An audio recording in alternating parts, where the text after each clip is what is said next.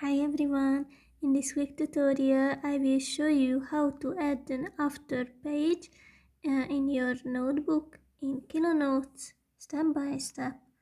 Just open the app, click on your notebook. Here is my first page. So this is the cover page, this is the next page, and if we click on this button on in the right hand side, the right corner, here you can easily give an after page or even a before page.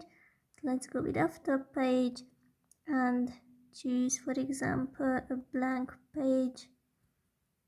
Now you have easily created it.